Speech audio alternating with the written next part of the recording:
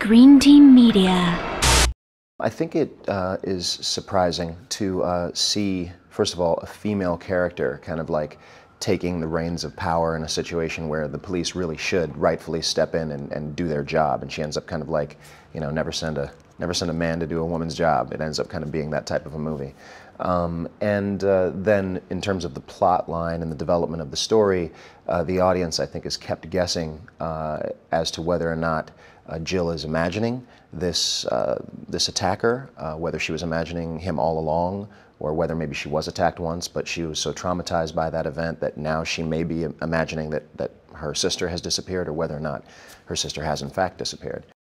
Well, I think what's appealing about having a female lead in a thriller like this is that it's just not something that we've seen a lot of. I mean, of course, we have seen, you know, we've seen similar things before, but I think we don't see enough of it these days. And you know, we live in a very patriarchal society, and so anytime we can see women as heroes in films, it's always a good thing. It's always a positive thing.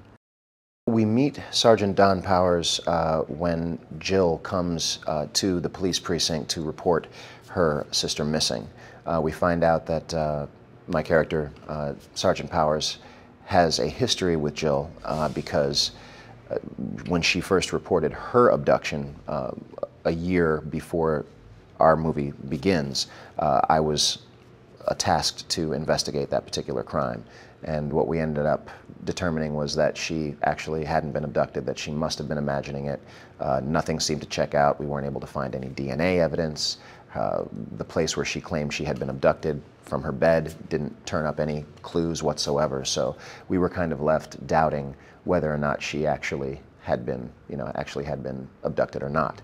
So Sergeant Powers starts this story from a place of doubt to begin with. As soon as she walks in, he's like, oh God, here we go again.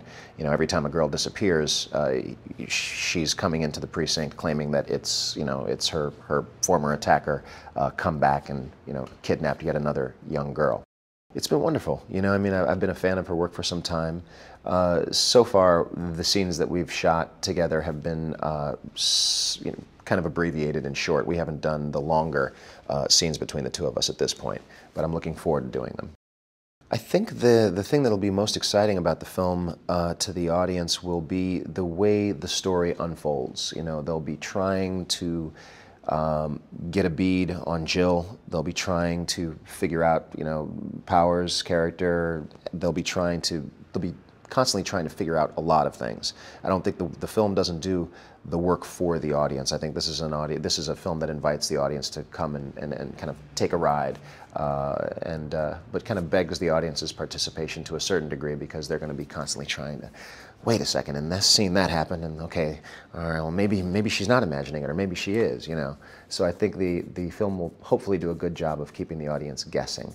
Hator has been really great. Every time he comes up between takes, he always has something helpful to say, and he does a good job of not over-directing. And to me, what that means is, if a director likes what you're doing and they're not coming up to you between every take, it doesn't mean that they don't have anything helpful to say. I think it may sometimes mean that to say anything might prevent you from continuing to do what they are satisfied with at that time. So he's a nice combination of both. Great bedside manner.